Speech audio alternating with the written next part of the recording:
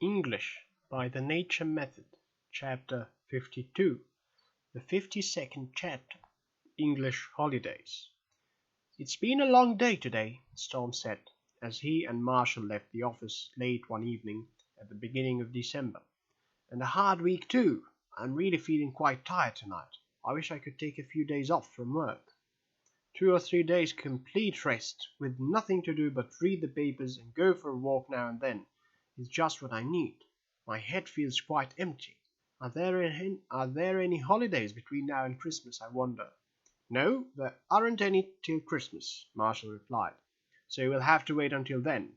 It's a general rule at the office that nobody asks for days off during December, because we are always so busy during the weeks before Christmas. But I must say that January December is not so busy as this year, so I'm looking forward to the Christmas holidays myself. We always have such a good time at Christmas. We make it a family affair, you know. My sister will be there for dinner on Christmas Day with her husband and her baby.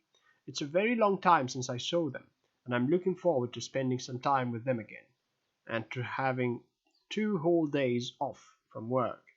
"Only 2?" Storm asked. "In my country we have 2.5, as all offices and shops generally close about 12 o'clock on the 24th. "No, we keep the usual closing hours on the day before Christmas," Marshall replied. "The shops and streets will be full of people late in the afternoon. In front of the shop windows there will be crowds of people looking at the different things shown in the windows. Everybody will want to see as much as possible, to help them to make the difficult last-minute decisions about Christmas presents for Uncle Fred or Aunt Jane. There will be children crying because they can't see anything, and mothers pushing them forward through the crowd, so that the little ones may get a chance to look at the fine things in the windows too, and everybody will be having a lovely time. I'm sorry Christmas is over so soon. Only 2 days, Christmas Day and Boxing Day." "Boxing Day? What a strange name," Storm said. "Yes, but easy to explain," Marshall replied. "You see, on the 26th of December the postman, the milkman, etc., used to come round to all the houses and get their Christmas boxes. They still come, but nowadays the presents no longer consist of real boxes with things in them, but instead they usually consist of a small amount of money." "I see, yes, that explains it, of course," Storm answered. Storm and Marshall had reached their bus now, and as they got on board, 2 ladies rose from their seats to get off when the bus stopped next time. One of them dropped her bag when she rose, and all the different objects in it, with which women fill their bags, fell out on the floor. "Let me help you," said Storm, and began to pick up keys, coins, and a handkerchief from the floor. "Now, how kind of you! Thank you very much," she replied, hurrying after the other lady with her hands full of all sorts of strange objects, which she had no time to put back into the bag. "This is almost too good to be true," Marshall said, as he made himself comfortable on the seat. "I mean, to be able to sit down all the way home in an almost empty bus. The trips to and from the office generally consist of long half hours of standing on my feet, and other people standing on them too. On my feet, I mean. And if I do get a seat now and then, some old lady is sure to enter the bus, so that I have to rise and offer it to her. The perfect gentleman, aren't you?" Storm said, smiling. "Talking about gentlemen, I wonder if you can help me to come to a decision," he continued, pulling a small object out of his pocket. When Storm showed it to him, Marshall saw that it was a very small book of songs, in fine leather, with gold letters printed on the back. "I bought it some days ago for Marion, but then the thought came to me that perhaps she would think it foolish of me to give her a thing like that, and now I can't come to a decision whether to give it to her or not. I wouldn't like to look foolish in her eyes." To his surprise, Marshall seemed to think this very funny. "Excuse me, old man, but I must laugh when I see your serious face. Of course you can give her the book.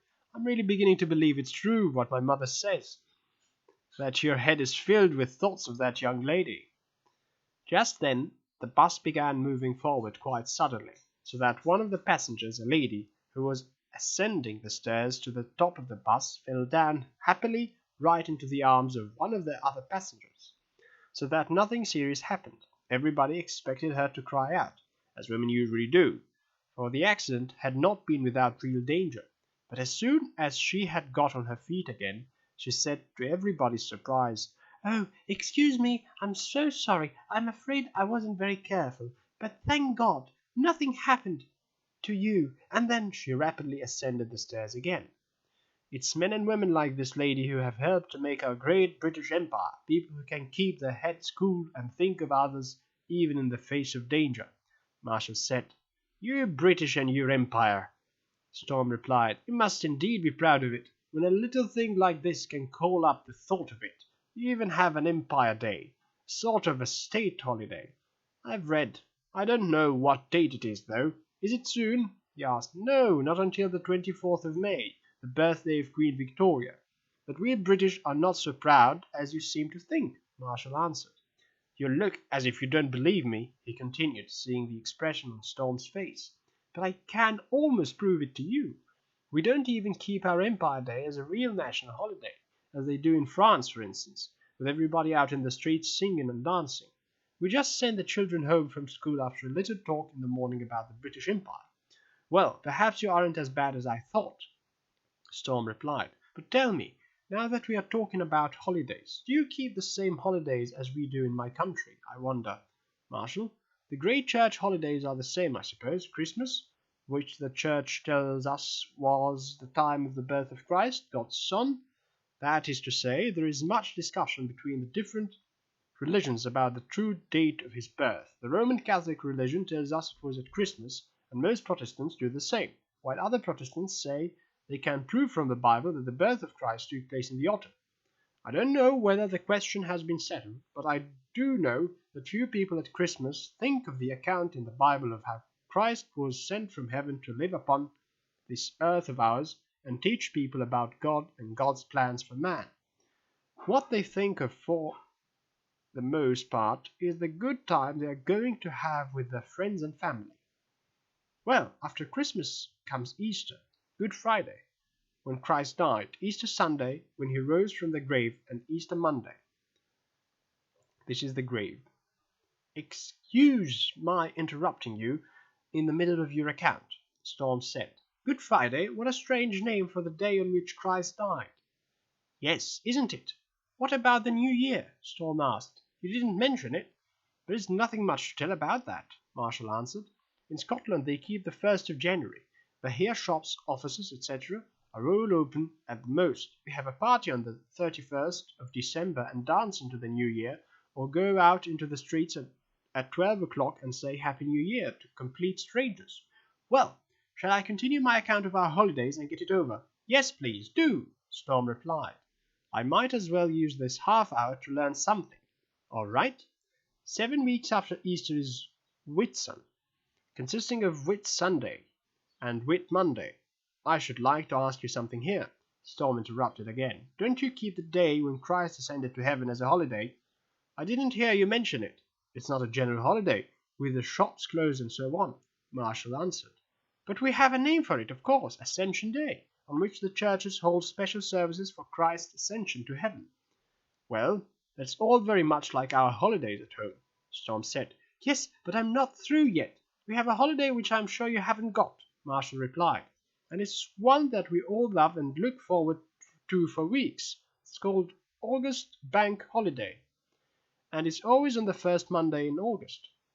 The weather is generally fine, and everybody has a lovely time. As a boy, I often went into the country on that day with my people, starting as soon as the sun had risen and returning in the evening very, very tired and very, very happy. We might as well have gone any other summer day during the school holidays, but it was always much more fun on that day because so many people were out. Why is it called Bank Holiday? Storm asked. What needs a little explaining? That needs a little explaining, Marshall replied. We have 4 bank holidays. Boxing Day, perhaps I should give them in their correct order, Easter Monday, Whit Monday, August Bank Holiday, and Boxing Day.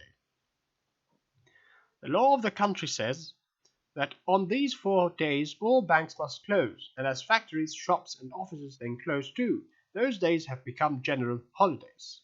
I see, Storm said, and I understand what you said about closing on the 3 weekdays following religious holidays, but I really find it a funny thought that your great British Parliament should have taken the trouble to discuss a question like the third holiday and make an act of Parliament about it. But I suppose that if you had time to read through all the Acts of Parliament that make up the laws of the country, you would find many strange things. I'll tell you what I think, Marshall replied with a smile. I think that at the end of an extremely hot week, once upon a time, some member of Parliament, who perhaps was a bank manager, thought to himself, how unpleasant to have to work in this heat, and how nice if one could get away from town for an extra day, at least once during the summer. One ought to suggest next time Parliament sits that all banks must close one Monday every summer. And so he did, and so it became an Act of Parliament, and so everybody was happy, as they say in the story books. As they rose to get off, Storm said with a laugh, "You would make a great teacher of history, I think. If there was something you didn't know, you would always be able to make up a fine story in no time.